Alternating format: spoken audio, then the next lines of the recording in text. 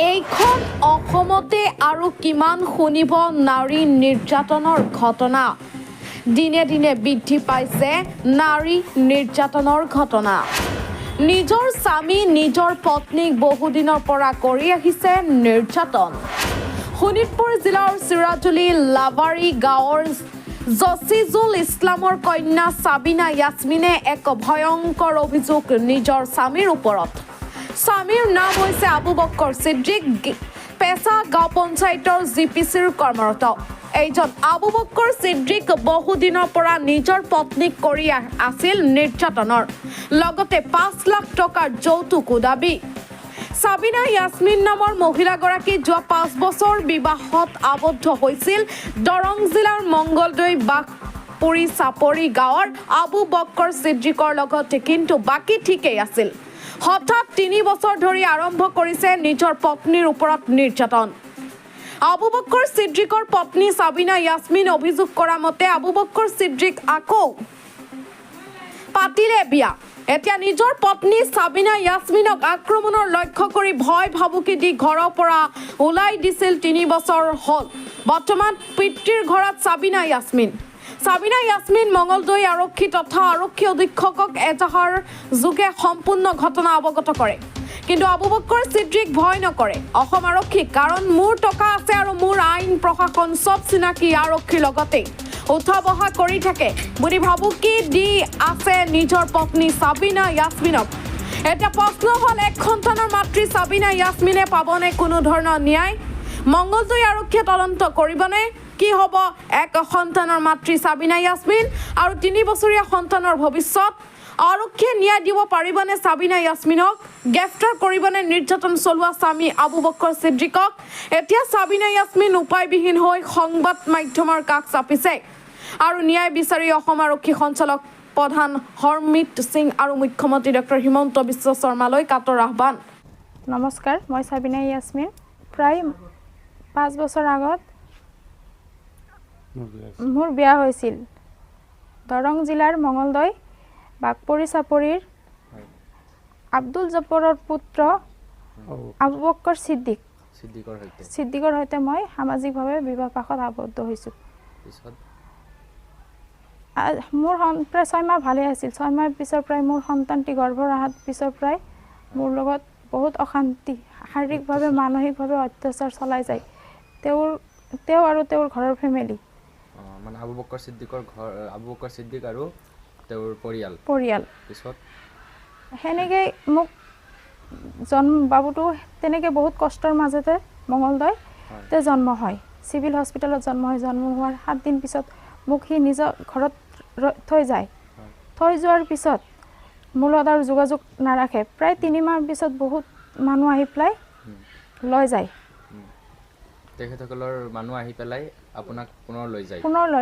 পিছত লৈ যোৱাৰ পিছত আকৌ আৰম্ভ সেই শাৰীৰিক মানসিকভাৱে নিৰ্যাতন 10-12 দিন বহুত অশান্তি কৰে 5 লাখ টকা দাবী কৰে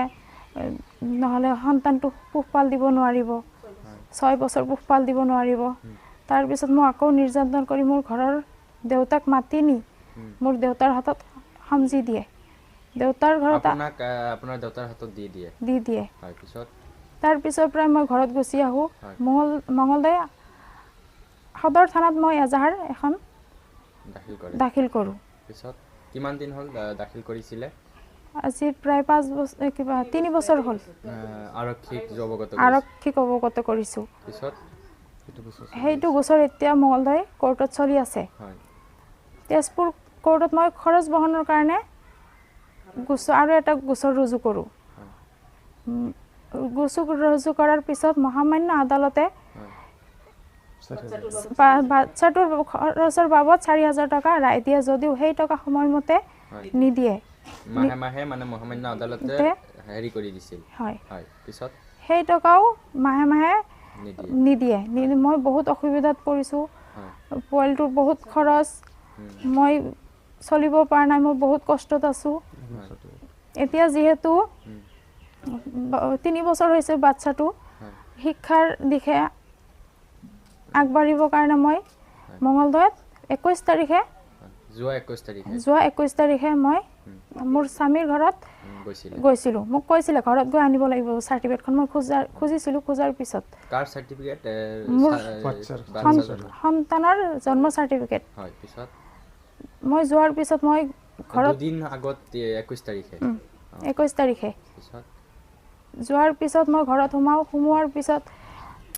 মোৰ স্বামী ঘৰত নাছিলে মোৰ ননদ আৰু তেওঁৰ ভাগিন জাহিদুল ইছলাম আৰু মোৰ ননদ জহুৰা খাতুন সি আহি পেলাই মোক মাৰপিট কৰি মোবাইল কাঢ়ি লৈ যায় লোৱাৰ পিছত পোৱালিটো দলি পৰিয়াললৈ বৰ্গই এনে ধৰণে নিৰ্যাতন কৰে হয় পিছত তাৰ পিছত মোবাইলটো কাঢ়ি নিয়াৰ পিছত গাঁৱৰ মানুহবিলাকে বহুত কিবা কিবি কৰি মোবাইলটো মোৰ হাতত দিয়ে মোক ঘৰৰ পৰা উলিয়াই দিয়ে দিয়াৰ পিছত মোৰ ব্ৰাদাৰ ইনলৰ ঘৰত মই যোৱাৰ পিছত মই তাতে ৰাতিটো থাকোঁ সন্ধিয়া প্ৰায় ৰাতি 8টামান বজাত মোৰ স্বামী আবু বকৰ ছিদ্দিকে থানাৰ পৰা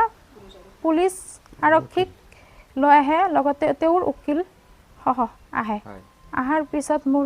ভিডিঅ' কিবা কৰি লৈ ফটো লৈছে লোৱাৰ পিছত মোক কৈছে মোৰ ব্ৰাদাৰ ইনলৰ জিম্মাত ৰাখি থৈ গৈছোঁ তুমি মৰ্ণিং ৰাতিপুৱা মঙলদৈ সদৰ থানাত আহিবা মিলাই দিয়াৰ কথা কৈছিলে মিলাই দি বুলি মোক কৈ যায় তাৰপিছত গাঁৱৰ মানুহকো সেনেকৈ কৈছিলে গাঁৱৰ মানুহবিলাকে মিলাবৰ কাৰণে নিছিলে লোৱাৰ পিছত গাঁৱৰ মানুহবিলাকে গৈ পেলাই ময়ো গম পাইছোঁ মোৰ নামত তেওঁ এজাহাৰ দাখিল কৰিছে মই বস্তু পাতি নষ্ট কৰিছোঁ বুলি ভুৱা তাৰপিছত মোৰ ব্ৰাদাৰ ইন ল গাঁৱৰ মানুহবিলাকে মোক বহুত কষ্ট কৰি তাৰ পৰা উদ্ধাৰ কৰে আৰু বগা কাগজত মোৰ চহী আৰু মোৰ এড্ৰেছ প্ৰুফখিনি আৰক্ষীয়ে লৈছে মঙলদৈ সদৰ থানাৰ আৰক্ষীসকলে আৰু আপোনাৰ স্বামী আবু বকৰ ছিদ্দিকে আৰু তেওঁ দ্বিতীয় বিবাহ পুনৰ কৰিছে যোৱা 27 নৱেম্বৰ 2024 তাৰিখে বেছিমাৰীৰ পৰা দ্বিতীয় বিবাহ কৰিছে লালপুল আজৰৰ ছোৱালী আফৰোজা খাতুনক পিছত ইতিমধ্যে আৰু তেখেতে কি আপোনাক কয় আপোনাক নাৰাখে বুলি বা নাৰাখে আৰু চাৰ্টিফিকেটখন নিদিয়ে এনে আপোনাৰ স্বামীজন আবু বকৰ ছিদ্দিক কি কৰ্ম কৰে বা কি পেচা কি শোণিতপুৰ জিলাৰ ঢেকীয়াজুলি সমষ্টিৰ কেৰুখুন্দা আৰু গড়মাৰা গাঁও পঞ্চায়তৰ GPC পদত কৰ্মৰত পঞ্চায়তৰ মানে গভৰ্ণমেণ্টৰ চাকৰি হয় মোক ভাবুকি দে মোৰ দেউতাৰ 4 চকা নাই তাৰ 4 চকা বাহন আছে বুলেট আছে পালচাৰ আছে মোৰ দেউতাৰ পইচা নাই কি কৰিব পাৰিবি তই একোৱে কৰিব নি ডিচিৰ ওচৰত যা তই তথাপিও মোক একোৱে কৰিব নোৱাৰিবি মোৰ টকা আছে তোৰ দেউতাৰ টকা নাই নহয় পুলিচ মোৰ নিজৰ এইবোৰ কথা কয় আপোনাক হয় আৰু কয় যে আপোনালোকে একোৱে কৰিব নোৱাৰে মোৰ দেউতাই মই একোৱে কৰিব নোৱাৰিম তাৰ পইচা আছে মোৰ দেউতাৰতো পইচা নাই এনে ধৰণে ভাবুকি দিছে ডিচিৰ ওচৰত গ'লেও মই একোৱে কৰিব নোৱাৰিম তাক মঙলদৈ সদৰ থানাত বহুতবাৰ এজাহাৰ দাখিল কৰিছোঁ যদিও মোৰ আচ্ছা আপোনালোকে যে আৰক্ষী অধীক্ষক তথা থানাত অৱগত কৰিছে তেখেতৰ ওপৰত কিবা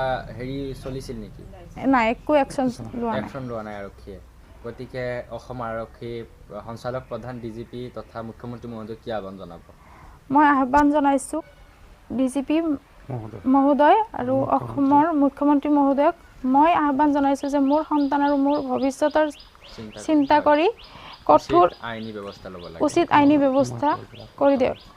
নমস্কাৰ আপোনালোকৰ সংবাদ মাধ্যমৰ জৰিয়তে বাধ্যত পৰিছোঁ আহিবলৈ